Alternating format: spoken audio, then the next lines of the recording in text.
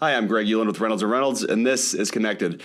Today's a great conversation. I get to sit down with Brian Maas. Brian is the president of the California New Car Dealers Association. He's also the current, for at least the next week or so, chairman of the ATAE. So, Brian, thanks so much for sitting down and talking.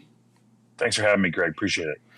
Yep, for sure. So in your role, California is obviously a large state, right? California has a large population, and California has the most, I believe, new car dealers by state in the country.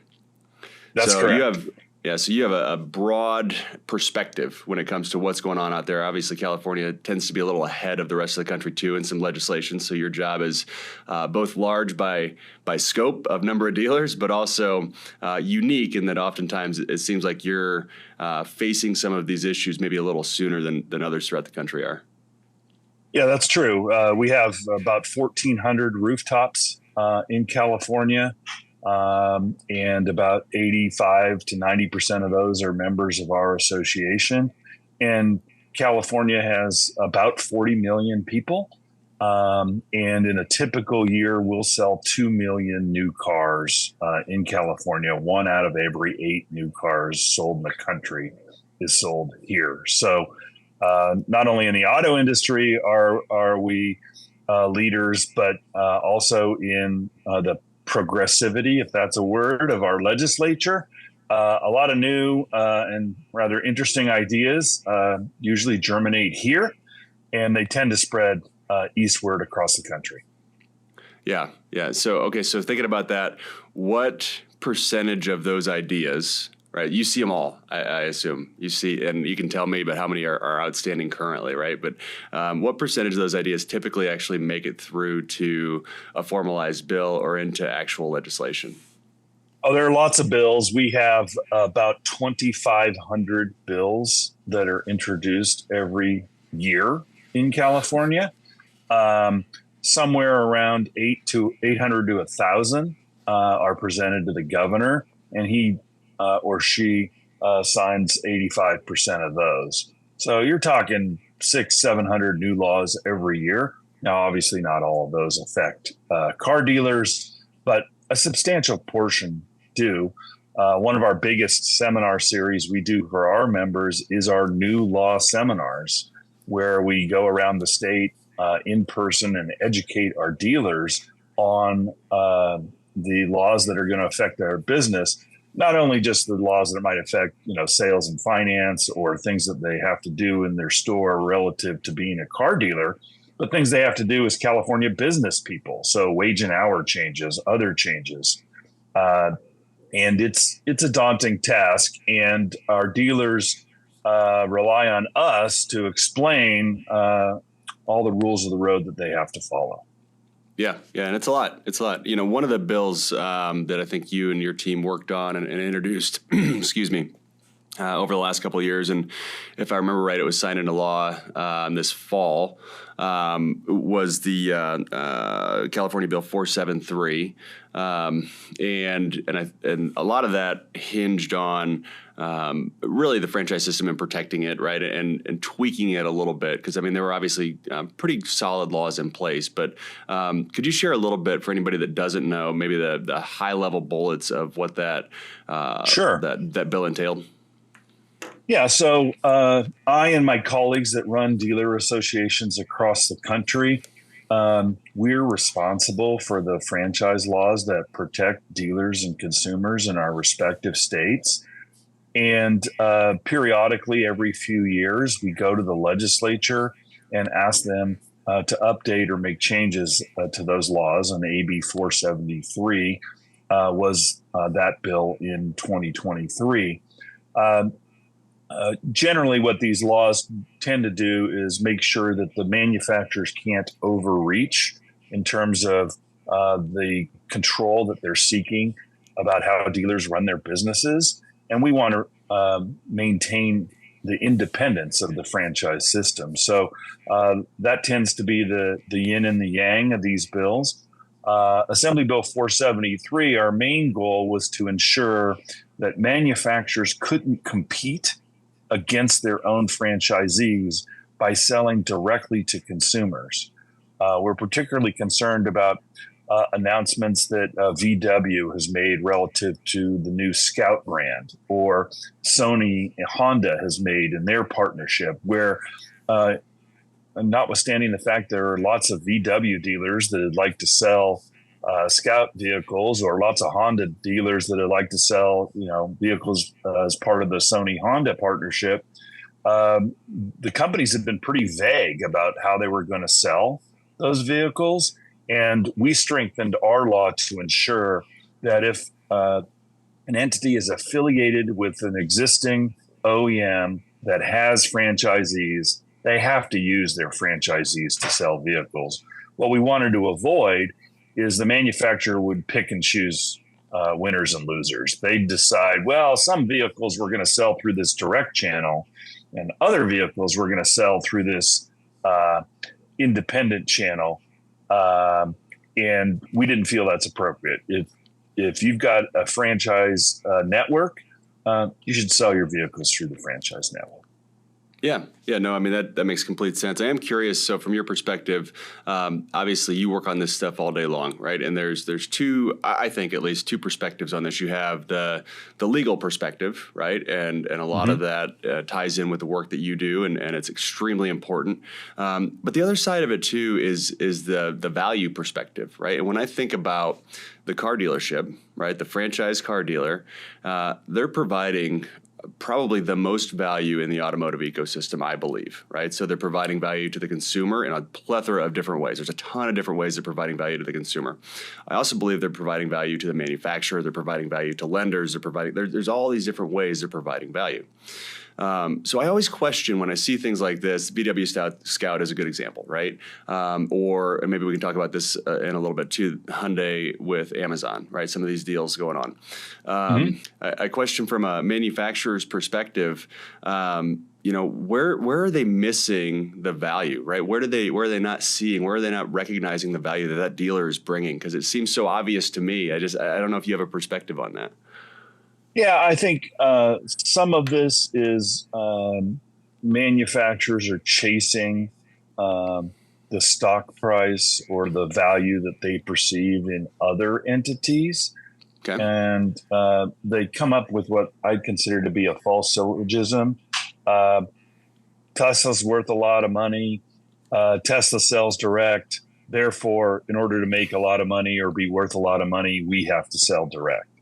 And I'm sure some of that may be true, but they're missing, as you stated, the true value of the franchise relationship. And for over 125 years, dealers have been franchised and have been successful and have adapted to every technological change in our industry. And whether that's how vehicles are sold or the technology in the vehicles, dealers are constantly updating their ability to reach their customers. And, I could probably go on for the whole length of this podcast on the value of franchise dealers, but suffice to say that they bring value to the OEMs because they're the ones that invest in single purpose fixed facilities, in most cases in the tune of millions of dollars. That the OEMs don't have to spend. They're a distributed network of dealerships that are based largely in local communities across the country. So again, consumers can go to a dealer nearby to purchase the vehicle, to have it serviced, to deal with questions about how the vehicle is going to run, recalls, warranty, buy parts. All those things are available through a dealership, let alone all the DMV work that a dealership does. If you think about a car transaction, it's not just buying something over the internet and then taking it home. These are complicated transactions of vehicles worth over $50,000 on average now for a new car. Consumers are trading in older vehicles. Sure. Dealers handle all that paperwork. Consumers, most of them finance the purchase of their vehicle. Dealers handle all that. In some cases, dealers might choose to lease the vehicle. They can do that through the dealership.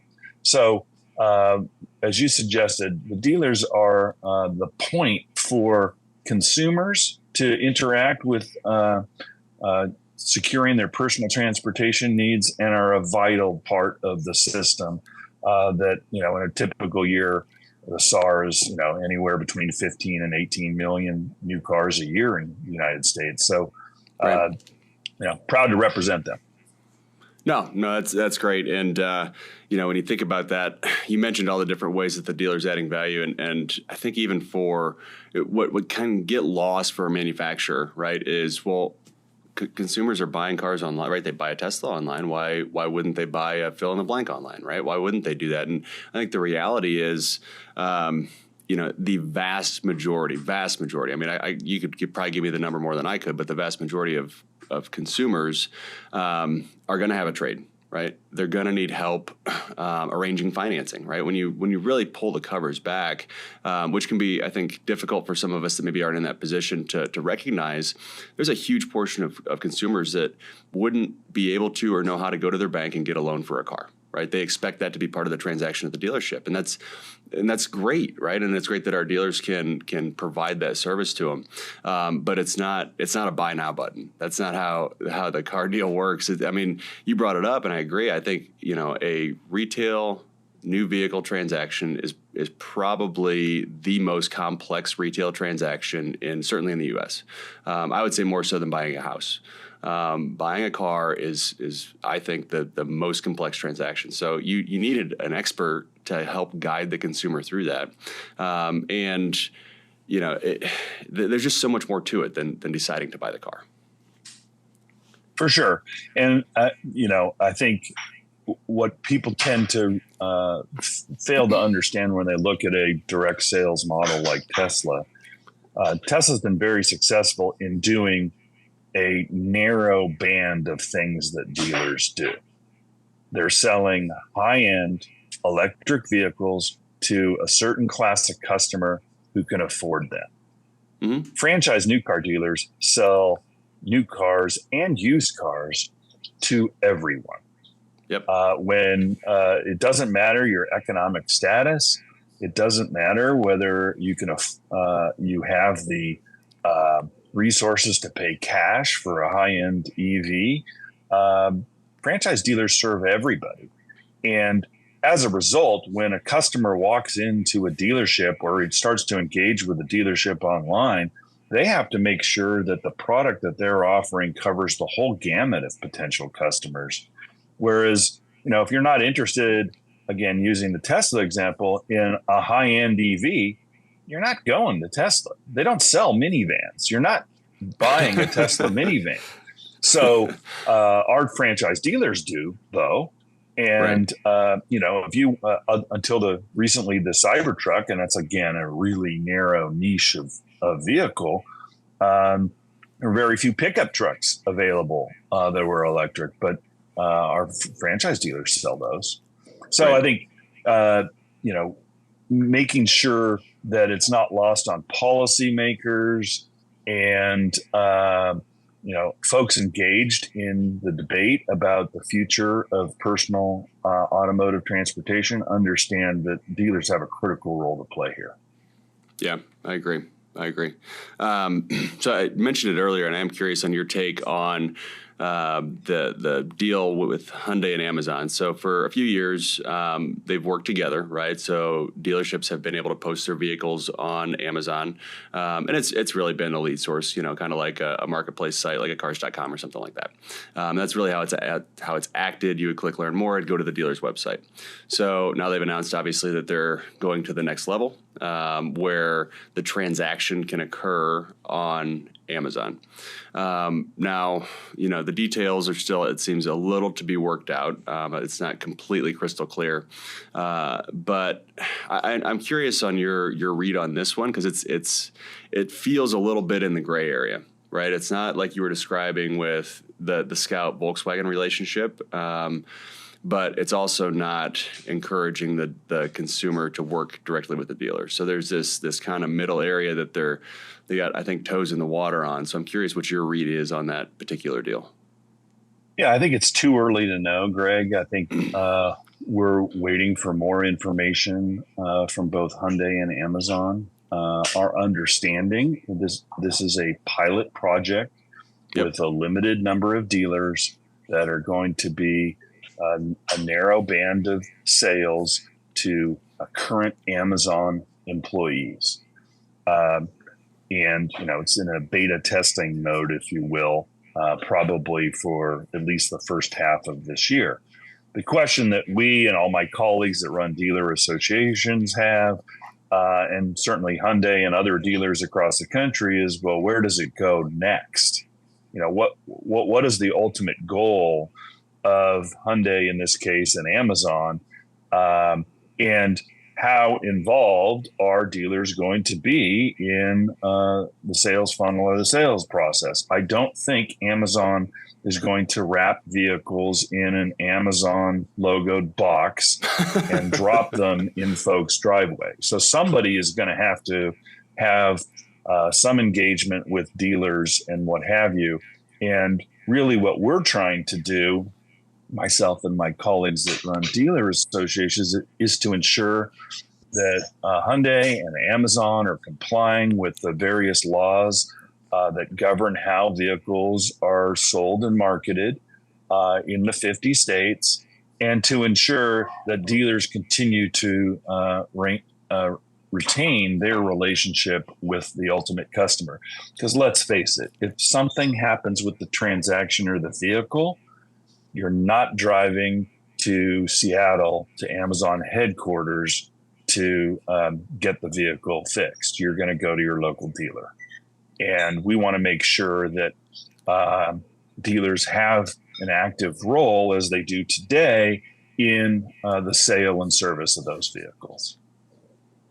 Yeah, 100%. It'll be interesting. And again, it goes back to that value, right? So if, as a simple example, if that consumer, if Hyundai's captive lending institution doesn't want to finance that consumer, then what?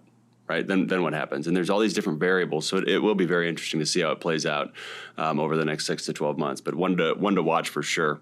One thing I did want to double click back into was bill, that AB 473 bill, because I think one of the points in it had to do with post-sale subscriptions.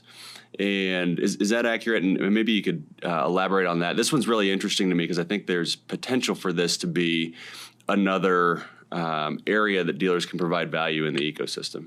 Yeah, when we were looking at the various announcements that manufacturers make relative to vehicles, one thing that was concerning to us was manufacturers that were going to charge a subscription for something that's already hardwired in the car.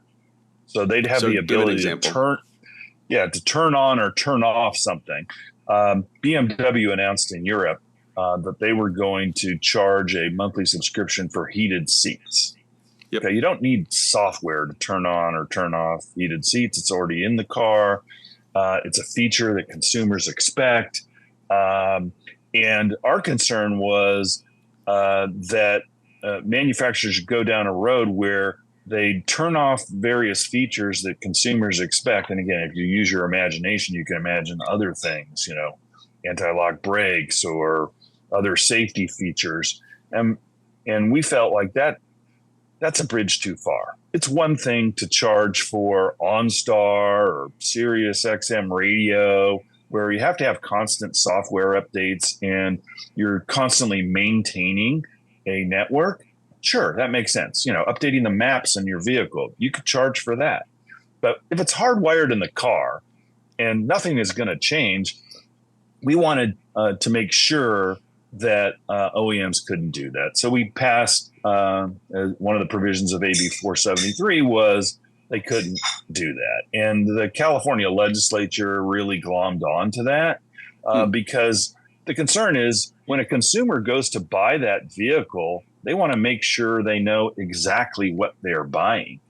And if somehow a manufacturer can turn on or turn off a subscription 2 or 3 years after the vehicle is purchased, you feel like it's akin to a bait and switch, and you're not getting the value of the vehicle that you expect. Moreover, if you're buying a used car, well, does it have heated seats or not? Right. How is the dealer supposed to retail that car and tell the customer, well, it's hardwired for heated seats, but you're going to have to call the manufacturer to figure out what the monthly cost is for heated seats. And maybe the consumers never dealt with the manufacturer, doesn't want to deal with the manufacturer. And it raised too many questions. So the provision's pretty narrow. Again, it's about hardwired provisions or aspects of the vehicle. It's not things that need software updates or can constantly be updated. But we felt like we had to put a little bit of a line in the sand and say, that would be a bridge too far. And the legislature and the governor agreed to sign the bill. That's great. That's great. This area is one that's interesting to me looking forward into the future, right? And I think about, again, how dealers are adding value. And this whole concept, this connected car concept, I believe at some point there's probably going to be a pretty robust marketplace, right, for features in the connected car. So I honestly see it as an opportunity for dealers. And you think about it as a monthly subscription, but I would pull it back and say, okay, so that BMW, as an example, what if, so every vehicle is, and heated seats is probably a bad example, but we'll keep it because it's simple and it's easy to understand. So heated seats, right? The car is hardwired for it, to your point. Could that be a feature that is paid for upfront, right? So the dealer sells that as I'm just going to throw a number out, $3,000 add-on, right?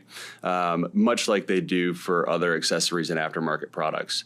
So is that an opportunity in the future? And that could expand out to other connected software types of features, but where you could package it up front. To the point where you're almost customizing the car in the store. It almost empowers that salesperson or that F&I producer to have a broader set of products in their bag to sell. So I don't know. I think it's an interesting one to watch as well. I don't know if you have a thought on that. Yeah, I think obviously I represent the dealers. We're about advocating on their behalf. We want to give them as many opportunities to anticipate and derive future revenue from transactions with their customers.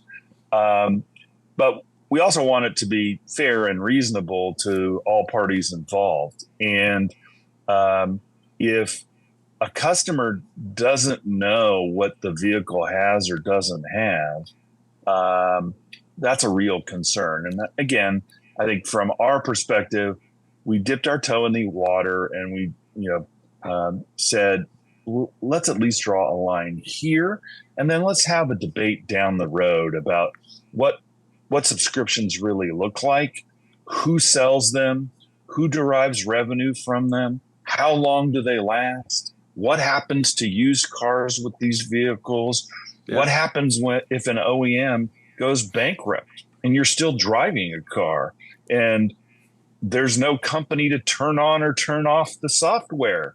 If it's a vital component of the vehicle, what happens then? So I think these are all good questions to be asking.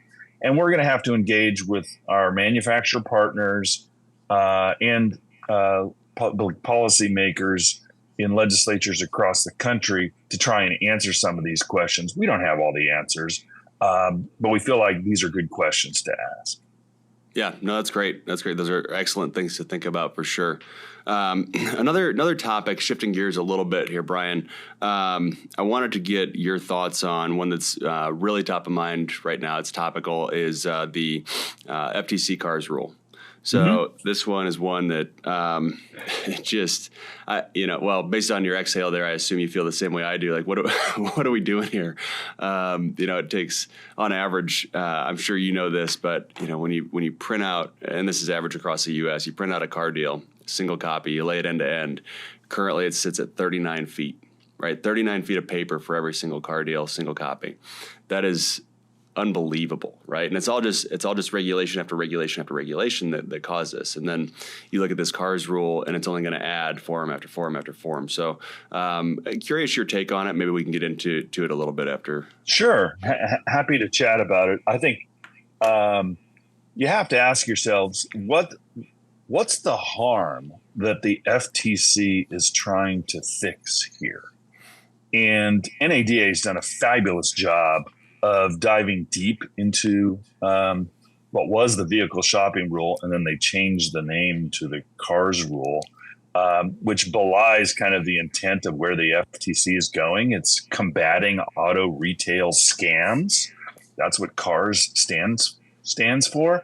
So they're clearly revealing their bias here. They don't like the car sales process, and they want to impose draconian restrictions on how dealers are retailing cars, but they haven't really effectively answered the question: what's wrong with the current process of vehicle sales? And in California, we're the most regulated state. I think our 39 feet of documents is much longer than that here. And, we've documented like 15 pages of different statutes that dealers have to comply with when they sell a vehicle. So what's deficient in a state like California with our sales process? We filed comments to the FTC and said, you're imposing rules over the top of California rules, but you haven't really dealt with the potential conflict between rules. So if the rule becomes effective in its present form, dealers might have to hand 2 contradictory forms to customers trying to describe certain parts of the process. Consumers are going to be confused by that.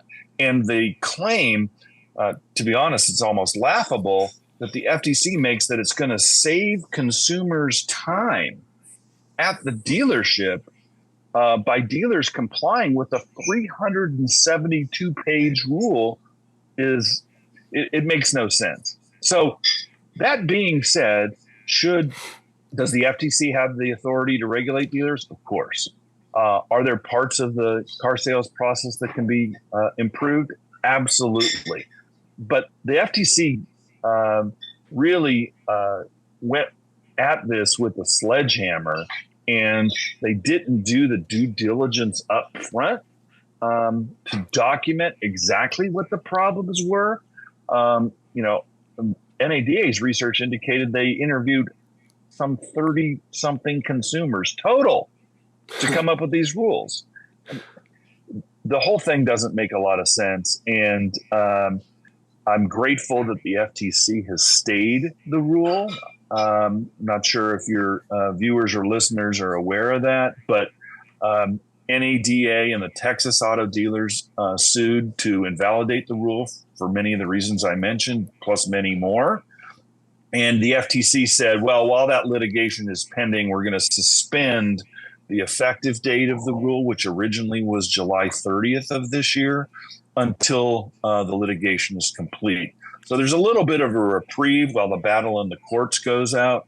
But I hope that the FTC takes a long and hard look, whatever the result of the litigation, and goes back to the drawing board and rethinks the rule and really has a dialogue with companies in the ecosystem of car sales, not just dealers, but everybody who's part of the sales process, including your organization, and says, sure, how can we make this process better rather than calling it combating auto retail scams and, making it a pejorative attempt to say that, whatever car dealers do is harmful to consumers.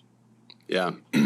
So where ultimately do you see it landing? Obviously, the stay's been granted and that'll carry on. Historically, though, and you know better than I do, I would say very rarely do these things go away, right? So the FTC is going to implement something, whether it's exactly what's there today or not, will still to be determined. But do you see it fundamentally changing from what it is today once it does presumably go into effect. And it may not, I suppose. But again, historically, there's not a lot of things to point to that would say it wouldn't go into effect. I'll give you an example of part of the rule that I think is going to survive. Okay.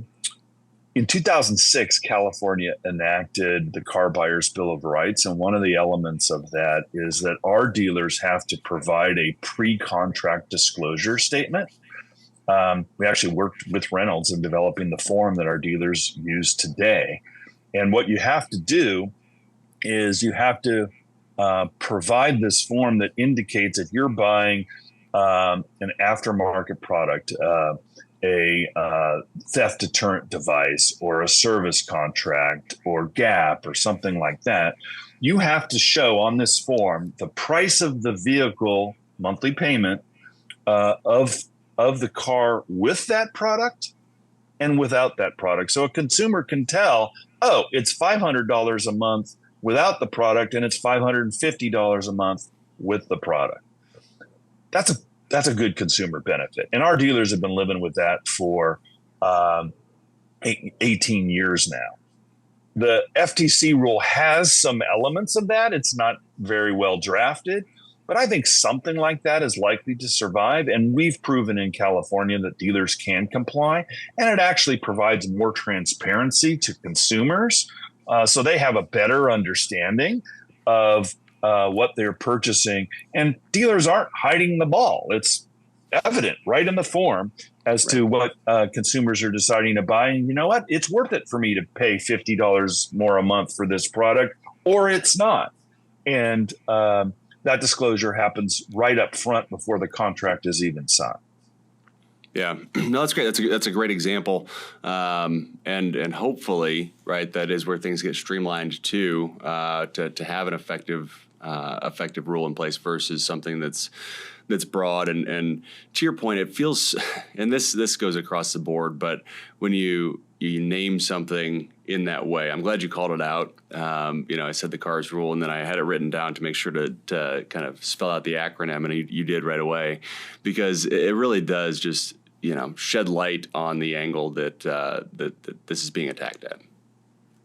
Yeah, I mean, again, the FTC has the authority to regulate dealers. Dealers are fine complying with the law. I mean, the reason I have my job is our whole goal is to educate our dealers on how to comply with the various rules, federal, state, and local, that impact them.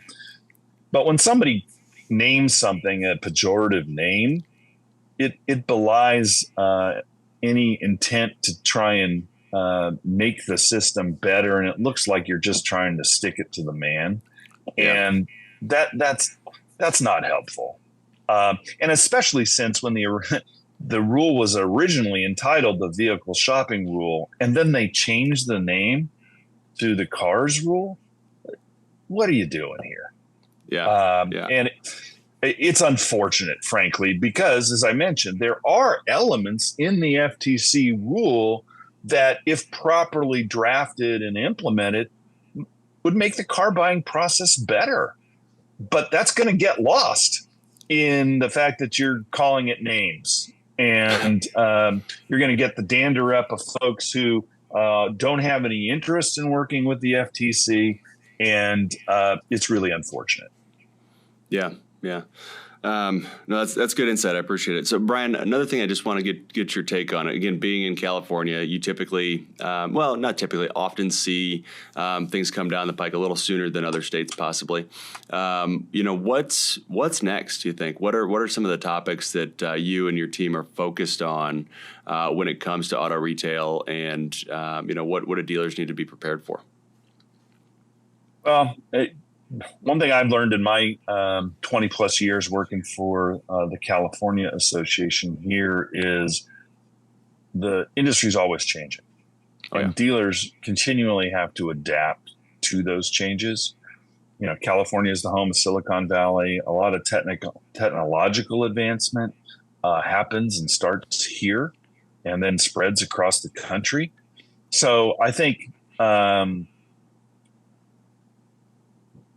making sure that dealers are in a position to adjust to whatever is coming their way makes sense. look at the recall system, for example. Mm-hmm. We faced various proposals over the years that sought to ground every car that was subject to an open recall. That doesn't make sense. But the system is pretty broken. You got 50 million recalls a year, and some third to half of recalls are never repaired. That's not a good system. So somebody's going to come up with a better way to solve that problem. You've got the direct sales manufacturer competition issue. You're going to hear a lot more about that if manufacturers like VW Scout or Sony Honda continue to make similar announcements. I think more transparency in the disclosure in the F&I part of the process is likely to happen. There are, unfortunately, dealers who aren't as transparent as they probably should be about the products that they sell. And it's our job to encourage them to be more transparent because ultimately that's going to help them and their customers understand what it is their customers are buying.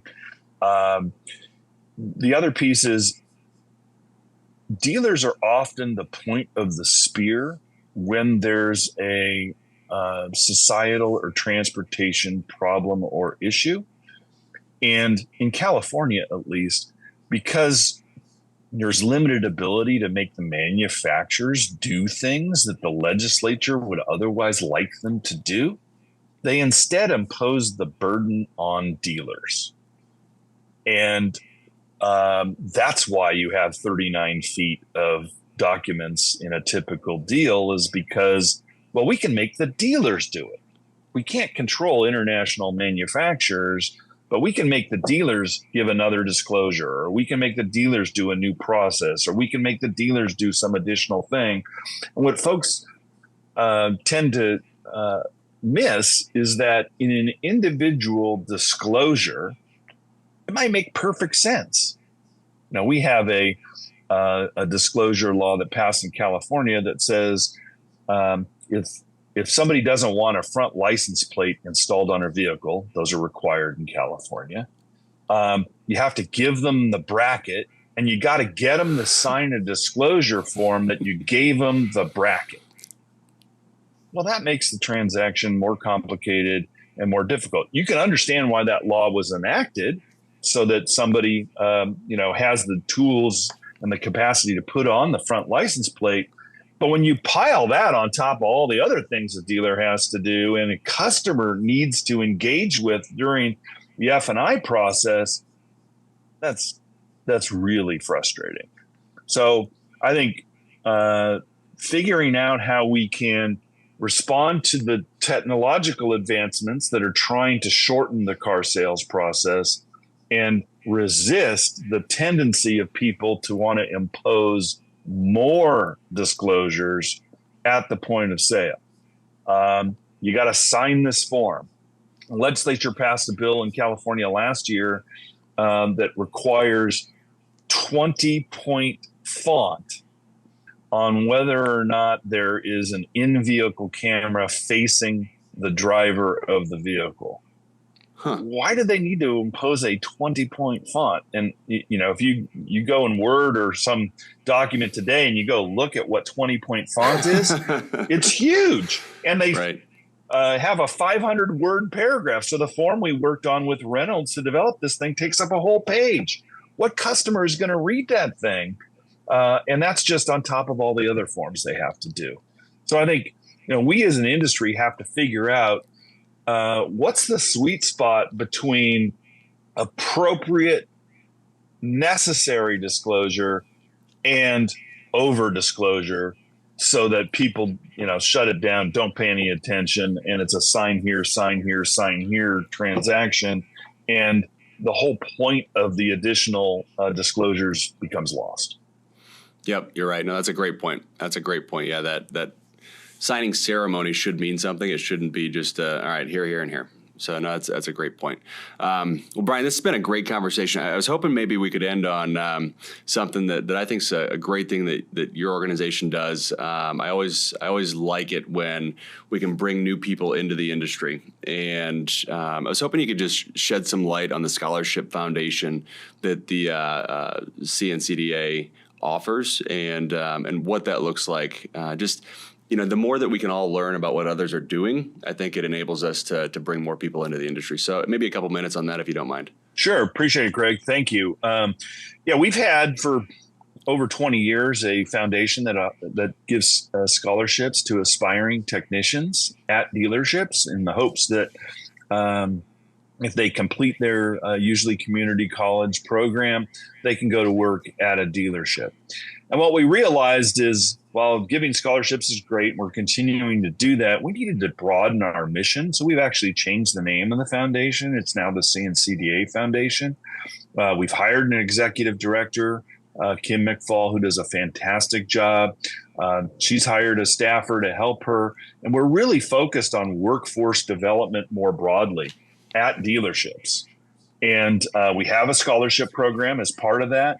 But we're also looking at doing some apprenticeship programs, getting some government grants, working closely with community college programs, and really raising the awareness of young people in particular to enter the field of automotive as a potential career. There isn't a dealership in California that doesn't pay their technicians six figures. It can be well-paying. You don't necessarily have to have a 4-year degree. You can work with your hands.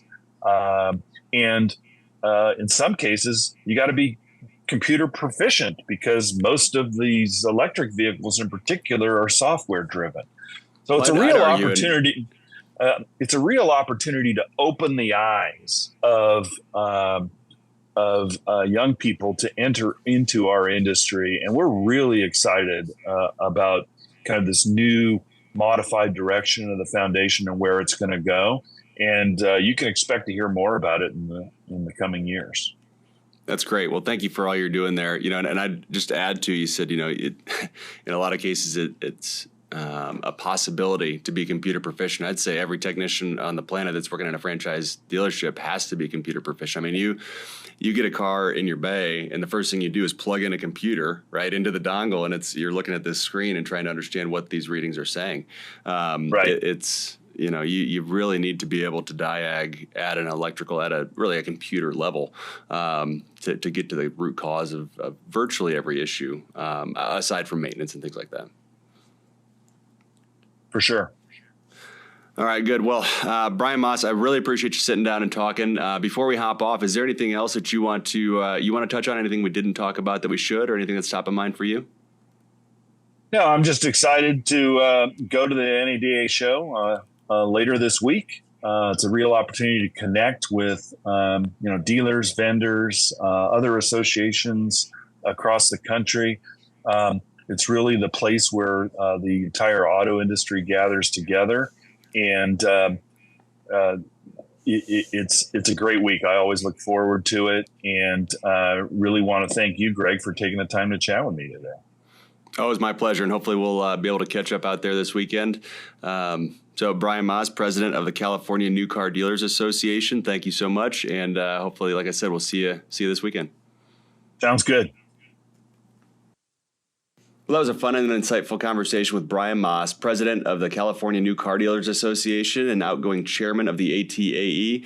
Really appreciate Brian sitting down and chatting. Always insightful news coming out of California. I hope you enjoyed that conversation as much as I did. Before we hop off, don't forget you can watch and listen to episodes of Connected on YouTube, Apple, and Spotify podcasts. And make sure to hit subscribe so you're notified every other week when new episodes are released. Thanks so much, and we'll see you in 2 weeks.